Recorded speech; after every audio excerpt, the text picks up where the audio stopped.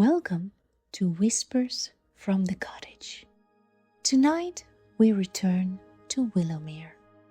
It is spring now, properly spring, the kind that has committed the hedgerows along the lane are thick with new green. The tree in the square, bare since January, has opened fully into leaf, pale and almost translucent at the edges. The kind of green that only exists in the first weeks before the season deepens and solidifies it. The evenings are long. The light lingers in a way it didn't all winter, as if it has finally decided to stay. You may have been here before. You may know the square, the bench beneath the tree, the low stone walls with their covering of moss. You may know the laundrette window fogged from inside, the machines turning steadily behind the glass. You may know the bookshop, the lamp pooling light over open pages. You may have sat in the cafe. You have almost certainly sat in the cafe. If you have, you know her, the woman behind the counter. Dark blonde hair to her shoulders, the dark linen apron, the wool sweater underneath. The way she moves through the room with the ease of someone who has been doing this a long time and has stopped needing to think about it. The way she remembers how you take your coffee, not because she wrote it down, but because she paid attention once and kept it. The way the room feels different when she is in it, quieter somehow, and at the same time more inhabited, as if the act of her noticing makes everything more real. Her name is Nora. Tonight the cafe is closed. The chairs are in. The last cup has been rinsed, and for the first time we follow her home. There is nothing dramatic waiting for her, only a spring evening in Willowmere, and something she has been giving away for a long time finding its way back. Close your eyes. The cafe door is closing behind her. The village is warm, with the particular warmth of an April evening that has decided to be generous. The last customer had left 20 minutes ago. She had not rushed him out. She never rushed anyone out. He was an older man, a retired teacher who came in on Wednesdays and Fridays and sat at the corner table with a newspaper he rarely read, using it mainly as a prop for not being entirely alone.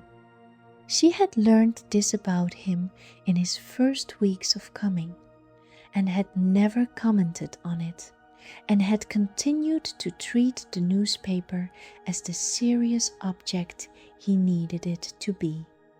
When he was ready to leave, he folded it with the careful precision of someone who had once been good at precision and wanted to maintain the habit. Then he looked at her across the counter with the small, formal nod that meant thank you, and left. She had watched him go with the warmth she always felt when a regular left for the evening. Not because she was glad to close, only because there was something quietly satisfying about having held space for someone, about having been, for a couple of hours, the room that contained them.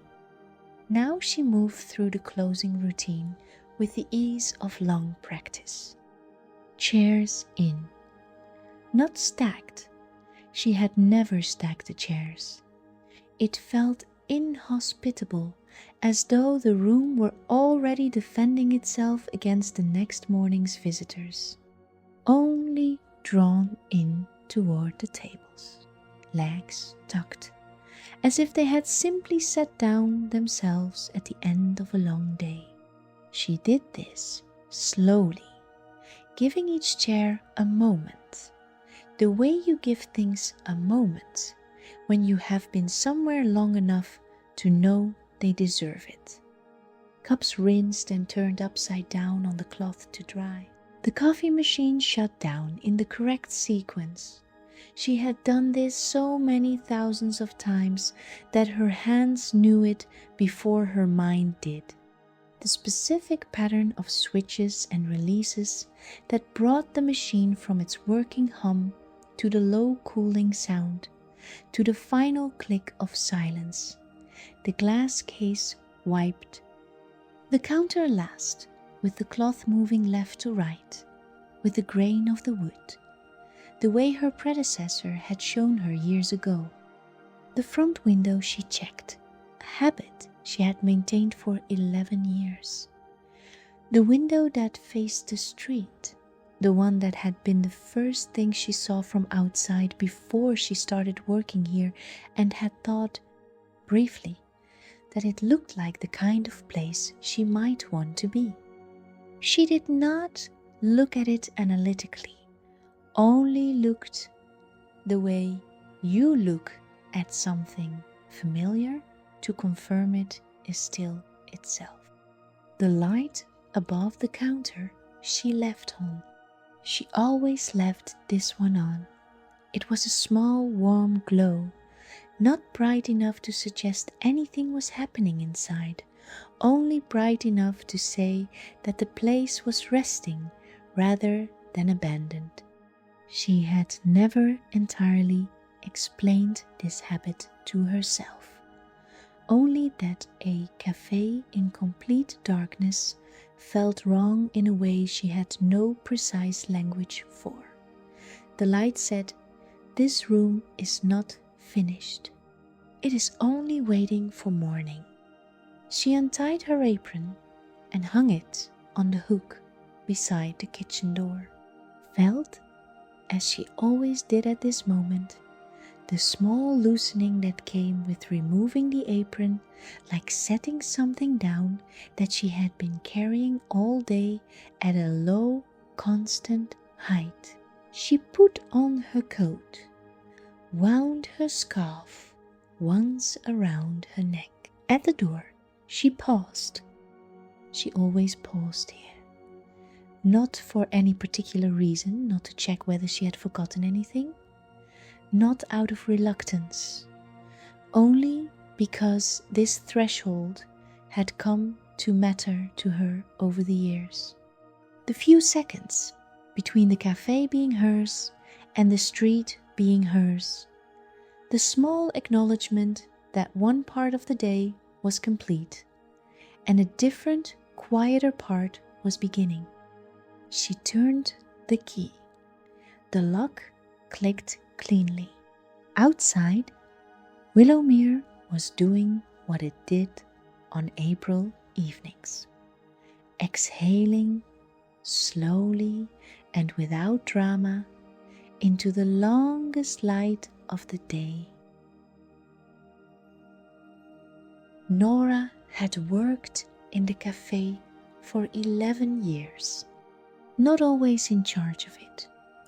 For the first 3 years, she had shared the counter with a woman named Petra, warm, quick-moving, funny in a way that Nora was not, which had suited them both perfectly, as though the cafe had required both kinds of presence and had found them. Petra had eventually left for a city and a different kind of life. Nora had taken on more. Then, the previous owner, an older woman whose name was still written on the lamp above the door in faded paint, had sold her the lease, and Nora had been the cafe ever since. 11 years was long enough to know everyone in Willowmere by name, by preference, by the particular way they occupied a room. It was long enough to know which table each regular preferred without being told. Long enough to know whether someone wanted to talk or whether they needed a particular quality of company that the cafe offered the feeling of being in a room with other people without being required to perform for them. She had learned to provide this without making it visible. That was, if she was honest, her real skill. Not the coffee was good, but good coffee was learnable. Not the small talk, she was not by nature a talker, and had long since stopped pretending otherwise. What she had, and what she had slowly understood to be something, was this: a genuine interest in whoever walked through the door, a real curiosity about the specific weight of each person's afternoon, a patience with their particular neediness or their particular silence. She had given this consistently for 11 years, and what she carried home on evenings like this one was the residue of all that giving. Not bitterness, she had none, not exhaustion, or not only exhaustion, something more like the way a room feels after many people have been in it, full, still holding the shapes of the day, needing quiet to return to itself. She had always been good at this walk. The walk home was the decompression, the slow, unhurried movement from the self that was the cafe to the self that lived in the house on the quieter side of the village, that had a garden with spring bulbs and a chair near the window and evenings that belonged entirely to herself. She had learned to use it fully, not to rush it, not to fill it with her phone or her plans for tomorrow, only to walk and notice, and let the day settle from its working shape into something looser.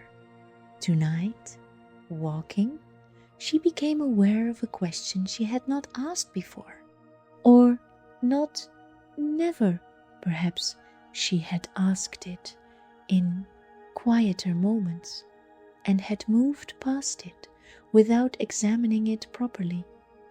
The question was not a hard one. It was only this: in 11 years of holding the room for people, in 11 years of paying close attention to how everyone around her was, what anyone had held the room for her, she turned it over, not with anxiety, only with the mild, curious interest of someone examining a thing they have carried for a long time without looking at it closely. The question had no urgent answer. She was not troubled by it, only interested in what had made it arrive this evening, of all evenings, in the amber light of an April street. The square was ahead of her, and she slowed when she reached it. This was not unusual. The square had always been a place she walked through, rather than past it, occupied the physical and emotional center of Willowmere in a way that made hurrying through it feel wrong, like hurrying through a room where someone is sleeping. Tonight it had the particular quality of a spring evening at the best hour. The street lamps on, the sky not yet dark, the last of the day's warmth still held in the stones. The tree. She stopped and looked at it properly, which she had not done in a long time. All winter it had been a shape she moved past without seeing bare branches, the familiar outline present but not demanding attention. Now it was so full of new leaf that the shape of it had entirely changed, rounder, denser, the individual branches invisible beneath their covering of pale green. The leaves at the edges caught the street lamp light and held it differently than summer leaves did. More translucent, more yielding, still new enough to be astonished by light. She stood beneath it for a moment and looked up through the canopy at the sky beyond, deep blue, moving toward the first darkness, a single star already visible if you looked at exactly the right place.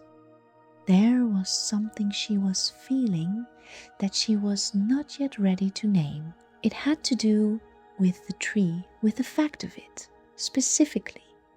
The fact that it had been bare for months and was now full again.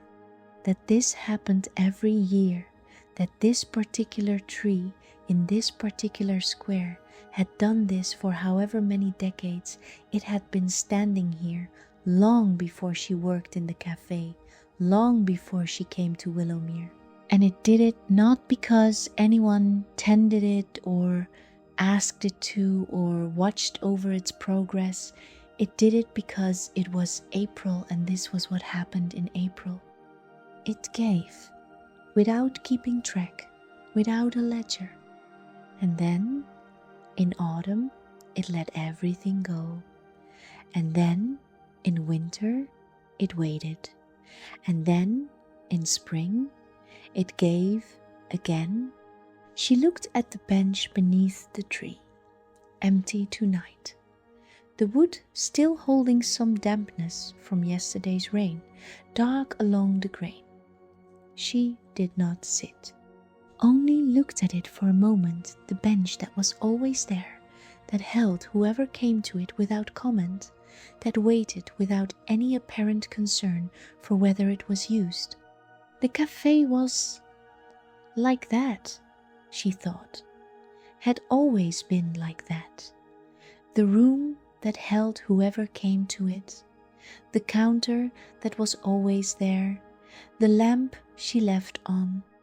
She had not thought of this before in quite this way, had not seen the parallel so directly. But standing in the square in the spring evening with the tree full above her, it felt both new and entirely obvious. She had been doing what the tree did, year after year, without keeping track, without asking for acknowledgement, simply offering what she had to give, and then going home and coming back and offering it again. The bench, the cafe, the tree, all of them just present, all of them just holding. She breathed in the April air, green, cool, with something underneath it that was the particular smell of a village in spring, of soil and hedgerow and the first flowers. Then she walked on. She saw him at the end of the lane that ran beside the post office. The post carrier, she knew him the way she knew everyone in Willowmere who kept similar hours. They moved through the same early mornings, the same late afternoons, crossing paths in the gaps between other people's schedules. His bag was lighter now than it was in the mornings. She could see that from across the street, the strap sitting differently at his shoulder, his pace carrying the particular ease of someone who can see the end of the work from here. They had long since passed the stage of needing to fill their encounters with conversation. He raised a hand, she raised one back. This was their language, and it was sufficient. You are here, I am here, the village is going on. She had always appreciated that he understood this, that he did not require her to be more sociable than she was. But tonight he paused, not long only the briefest hesitation, his hand still resting on the strap of the bag, his eyes moving over her face with that particular quality of attention she recognized from the other people in this village who truly noticed things. The florist had it, the bookshop woman, and he did too, in his own way, 11 years of walking the same streets, delivering to the same doors, accumulating the particular knowledge that came from witnessing small things consistently over time. "You look like someone who's been standing for about 8 hours, he said. She laughed, which surprised her slightly. It came out genuine rather than polite. 10, she said. He nodded with the expression of someone who was not surprised. Full day? It's spring, she said. People come out. They do, he said. He adjusted the strap of the bag. Then, you had that woman in today? The one who always sits near the window, never talks to anyone? Nora knew exactly who he meant. A woman in her 50s. Perhaps she had never asked, and the woman had never offered. She came in every other week, always on a Tuesday, always sat at the same table by the window as if she had a reservation, ordered a flat white and a piece of something small, and ate it slowly without looking at her phone. She never made eye contact unless she needed something. She was, in Nora's assessment, someone who found the world quite tiring and needed, occasionally, to be in a room that would simply let her be tired without requiring anything of her. Nora had always left her alone. This was the whole of the service she provided to this woman. The coffee, the small thing to eat, and then the absolute and unwavering gift of not being approached. She was smiling when she left, the post carrier said. I was coming past as she came out. She had her collar up against the wind and she was smiling, not at anything, just to herself. He paused. She looked like someone who'd been somewhere good, he said. Nora was quiet for a moment. She comes in every other week, she said. I know, he said. I've seen her. She always looks like she's recovering from something. Today she didn't. He touched the brim of his cap in the old-fashioned way he had and continued on his route. She watched him for a moment, then turned and walked her own way. The sentence had arrived somewhere in her and was still landing. She looked like someone who'd been somewhere good. She turned it over as she walked. The woman who came every other Tuesday, who sat near the window and never talked to anyone, for whom the service Nora provided was not the coffee, not really, and not the food, only the room, only the permission to exist in a space where no one was going to ask anything of her. And she had left smiling, not at anything, just to herself. Nora had not known. She had not seen the woman leave this afternoon.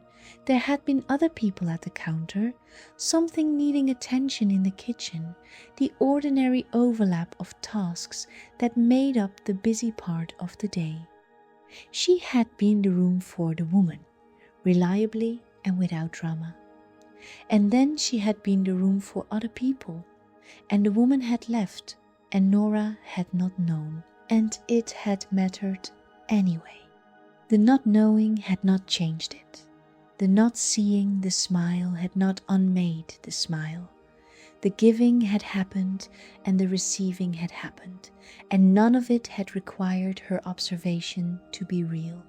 She walked on through the amber evening with this thought, feeling it settle into her in the way that true things settle, without urgency, without fanfare, only with the quiet solidity of something that was always going to be true once it was seen.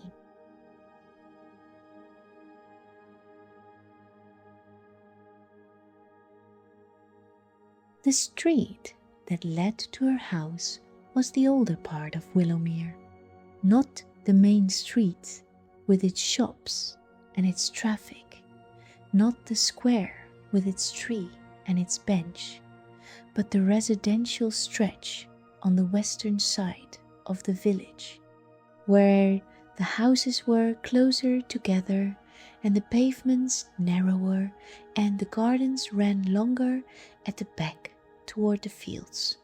She had lived here for 9 years, had moved in 2 years after starting at the cafe, when it had become clear that this was not a temporary arrangement, that she was staying, and that staying deserved a proper address.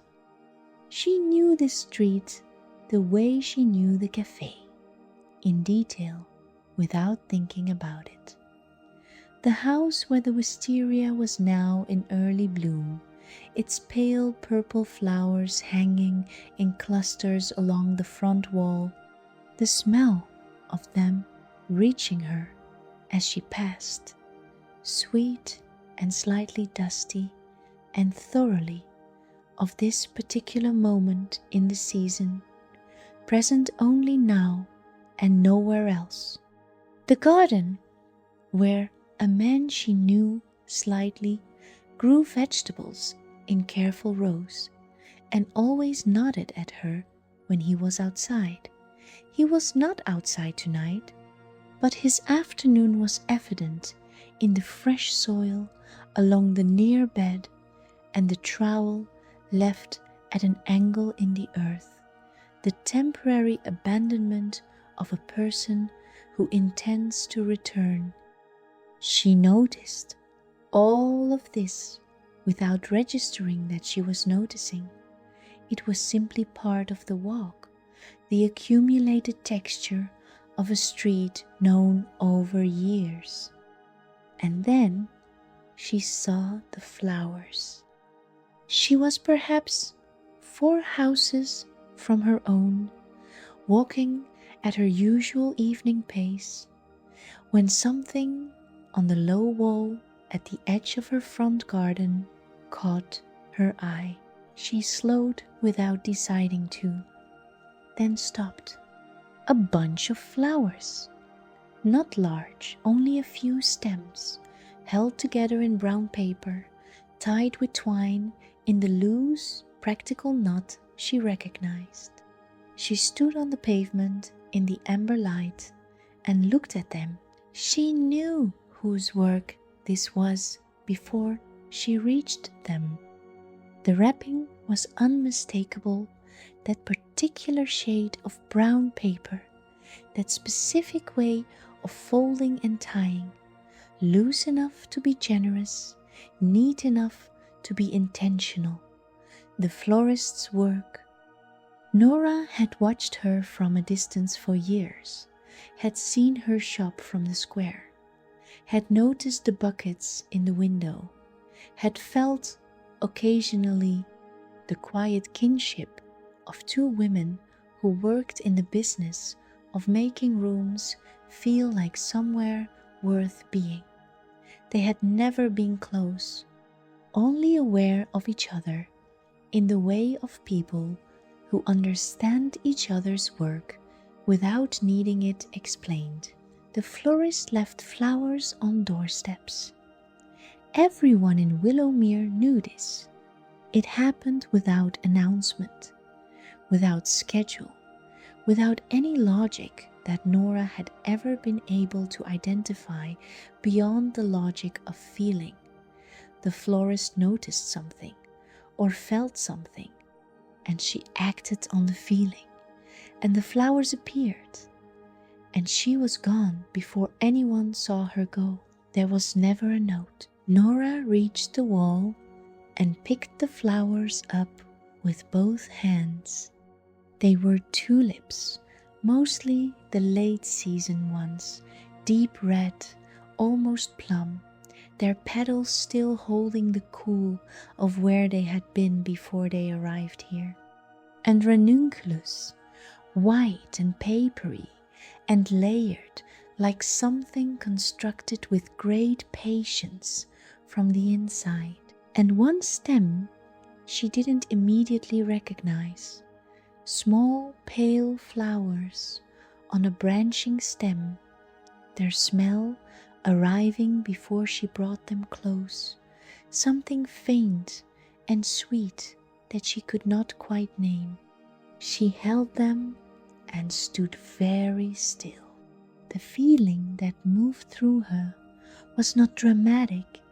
It did not arrive with any particular force or weight, only with a quiet, specific quality she struggled at first to identify, and then did. She felt seen, not by the flowers themselves, not in any mystical sense, only by the fact that the florist had walked past this wall and felt something and acted on it, that Nora had been in the florist's awareness. That someone, in the ordinary course of their evening, had thought of her. She had spent 11 years thinking of other people. She had not, she realized, spent very much time expecting to be thought of in return. Not because she was selfless in any remarkable way. She did not think of herself as remarkable, only because the dynamic of the work was so thoroughly in one direction. She paid attention. That was her role. And the role had felt, for all these years, complete in itself. She had not been conscious of anything missing. But standing here now with the flowers in her hands, she felt the shape of what had been quietly absent, the occasional experience of being the person someone else had noticed. She breathed in slowly. The flowers smelled of spring and cool water and the very particular sweetness of the mystery stem. She stood there for a long time before she went inside. Inside, the house was warm from the afternoon sun. She had left the kitchen window open before she went to work. She always did this in spring, a habit she had started years ago and maintained because the house was simply better for it, lighter, as if it had been given permission to breathe. The smell that met her at the door was the particular smell of her house with spring in it, the wood of the floors warmed by the day, the faint green of the garden coming in through the window, the herbs on the kitchen windowsill. She stood in the hallway for a moment and let herself arrive.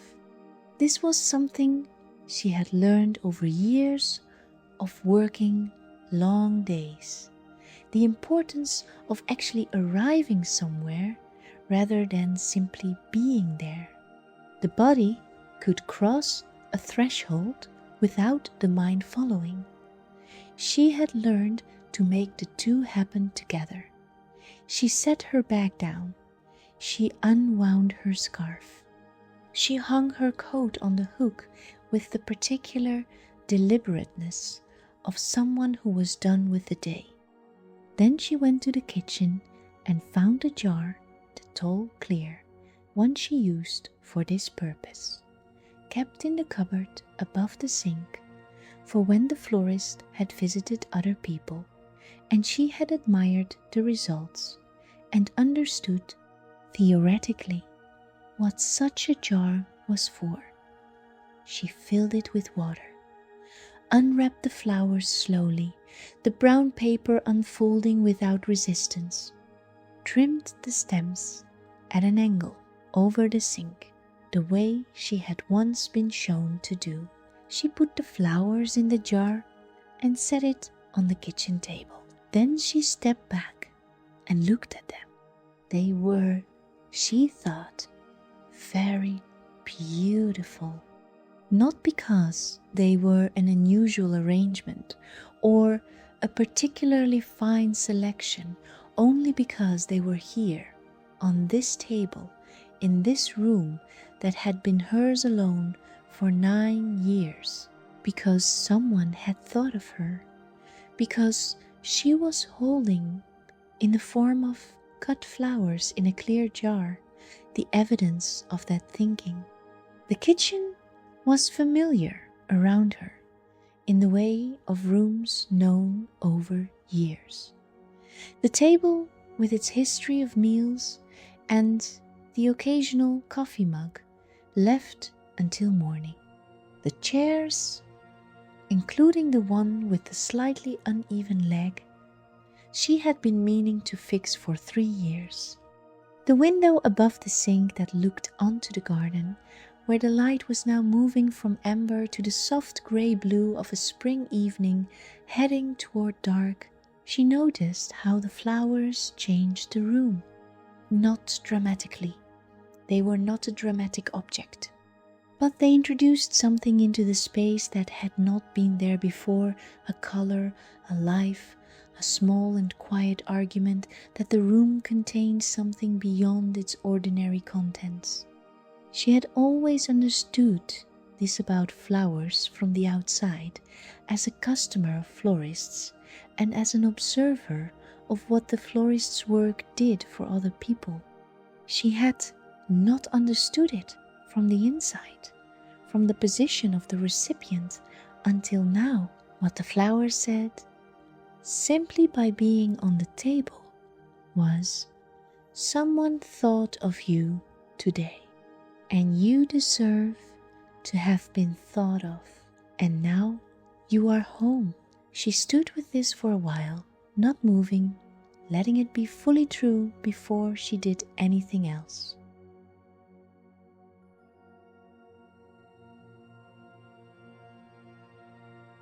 She made dinner at a pace she was not always capable of, slow, attending to each thing in sequence rather than all things at once. The water coming to the boil, the oil warming in the pan, the particular sound of vegetables meeting heat. She moved through the kitchen with the same quality of attention she brought to the café counter, except directed now entirely inward, entirely toward herself and this room and this evening that belonged to no one but her. The flowers were on the table. She glanced at them occasionally as she cooked, not studying them, only noticing them the way you notice the presence of something good. They had opened slightly in the warmth of the kitchen since she'd put them in water. The tulips in particular had moved, their petals relaxing outward, the deep red color deepening as they opened, the flowers more fully themselves now than they had been on the wall outside. She thought about this as she stirred something, the way warmth changed them, the way they opened toward it. She thought about what the post carrier had said. She looked like someone who'd been somewhere good 11 years. Every other Tuesday, this woman had come in and sat near the window and been in a room that asked nothing of her. And today she had left with a smile that had nothing to direct itself at, that was simply there, the way warmth is simply there after you've been in the sun. Nora had given that, without knowing she was giving it, and it had been received without her witnessing the receiving, and the receiving had been real regardless. She thought about all the other people who had come through the cafe over 11 years. She did not usually think about them in aggregate, only individually, as they arrived, each one their own particular weight and need. But tonight she let herself think of them together, the full accumulation of it, all the afternoons she had held, all the coffee made correctly without asking, all the tables cleared at exactly the right moment, all the conversations she had listened to and the silences she had protected, all the small, specific acts of attention that added up to something she had never attempted to measure. And she thought, where does all of that go? She had always assumed it was absorbed, the way warmth is absorbed, that it entered people and they carried it with them, and eventually it dispersed into the world, and that was simply how it worked, and there was nothing more to say about it. She had not thought of it as something that accumulated or circulated or came back. But the flowers on the table and the smile the post carrier had seen, what if it circulated? What if the giving and the receiving were not two separate things, happening in different places to different people, but one thing moving in a long, slow loop through the village, through the years, touching people and shifting something in them, and then moving on, eventually finding its way back to where it had started, not as transaction, not as payment, only as the way things moved through a place where enough care had been put in to change the conditions. She served her dinner and sat at the table with the flowers and ate slowly, thinking about this, feeling it settle into something she would probably not be able to articulate later, but that felt, right now, entirely true. After dinner, she sat for a while in the chair near the back window. This chair, this window, they were the other part of her evenings, the counterpart to the walk home. The walk was motion, the unpacking of the day through the body.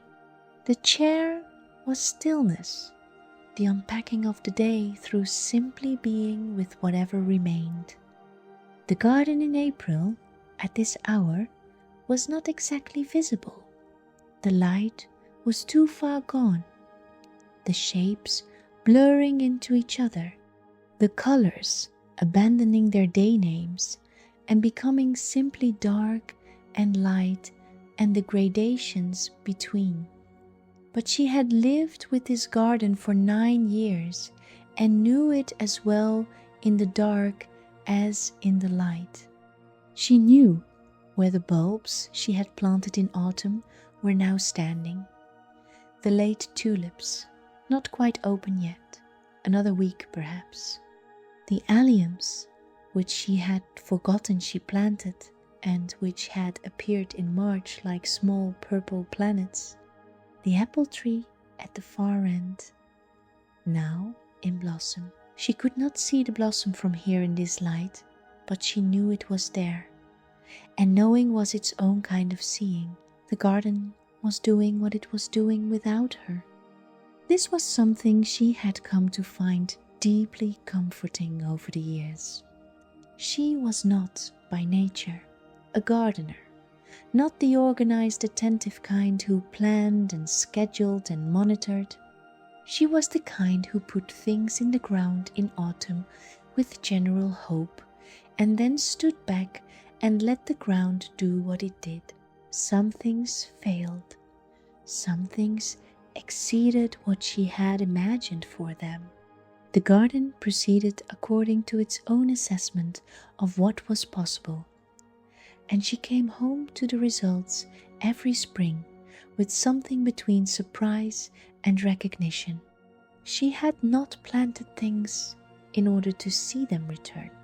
She had planted them because autumn was the time for planting, and she had bulbs and she had ground, and the combination seemed obvious. The returning was what the ground did with what she had given it. She was not owed the tulips. They were simply what happened when the conditions were right and the season came around, and a thing that had been waiting in the dark finally understood it was time. She thought of the cafe the same way. Now, 11 years of putting something into the ground, not with a plan for what would come back, not with a ledger, only with the daily repetition of showing up, of opening the door, of making the coffee the way each person needed it, of being the room that held them, and the smile, and the flowers. The garden going on outside, quietly in the dark, doing what gardens do when you are not watching. She sat until the garden was fully dark and the stars were properly out and the April night had settled into its own stillness. Then she went upstairs. The bedroom window was open. She always slept with it open in spring, even on the cooler nights, because the air that came in at this time of year was unlike any other. Not warm. Exactly, spring nights were still cold if you were standing in them, but the smell of it was warm. The smell was of things waking, of soil releasing what winter had stored in it, of the blossom on the apple tree that she could not see, but could now, in the quiet of the bedroom, faintly smell. She lay down. The room was dim, the curtains not quite blocking the ambient light of the spring sky, that deep blue of an April night, clearer than winter's grey, not yet the full dark of late evening, but the particular color that existed between the last of the day and the beginning of the true night. She looked at the ceiling for a while, in the way of someone who is not trying to sleep but only resting, allowing the body to find its own pace toward it. She thought of the flowers downstairs, in the kitchen, on the table, in the tall, clear jar. The tulips open now, the ranunculus patient, the mystery stem with its small pale flowers. Going on in the dark, the way flowers do when the room is quiet, not sleeping exactly, only present, continuing in whatever way flowers continue. Someone had thought of her today. The florist had walked past her wall and felt something, and had not waited or questioned it, or waited for a better moment, had simply acted on the feeling, wrapped the flowers, left them, walked on, without staying to see what became of them, without needing to know. This was, Nora thought, the whole of it. This was what she had been doing for 11 years at the café, and it was what the florist had done for her this evening, and it was what the tree in the square did every April, and it was what her garden did with the bulbs she put in the ground in autumn. Give without staying, to witness the receiving. Give because the feeling said to give, and the conditions were right, and the thing was there to be given. What you give without expectation does not disappear. It finds its way. It becomes part of the conditions. It changes the air in rooms and the weight of afternoons and the way a tired woman feels when she turns her collar up against the wind and finds she is, without quite knowing why, smiling. She breathed in. April through the open window.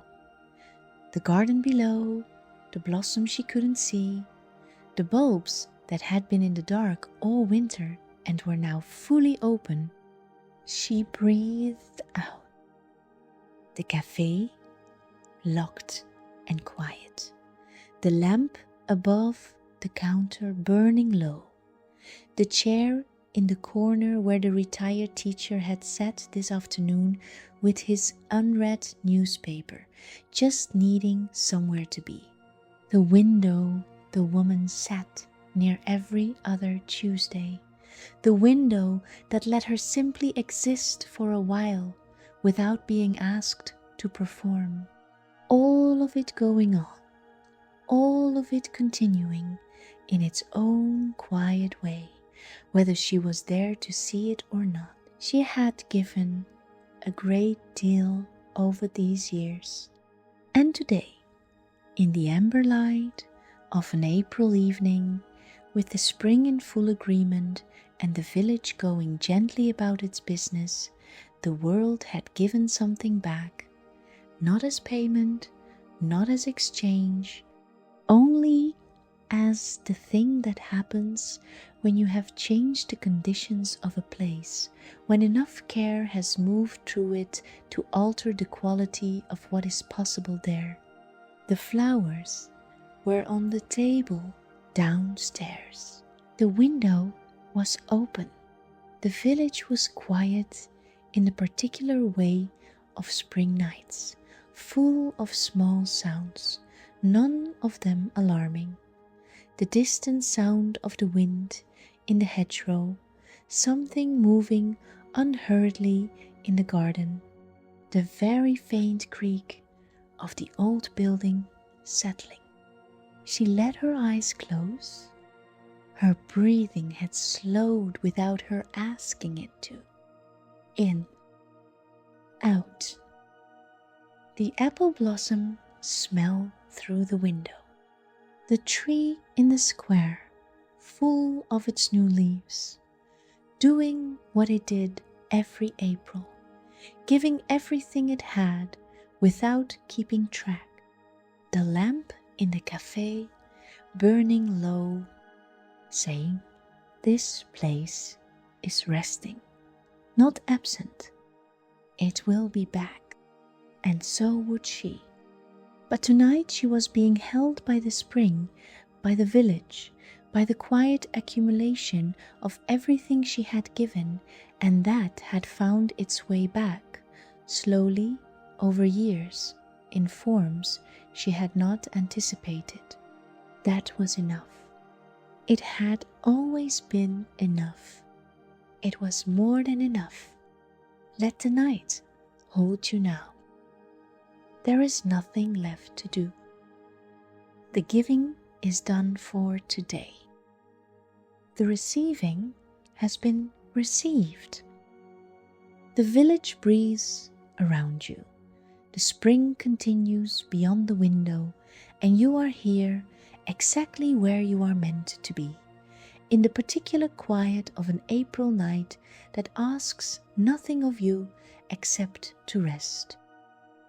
Sleep well, dear one. You are safe, and the night will hold you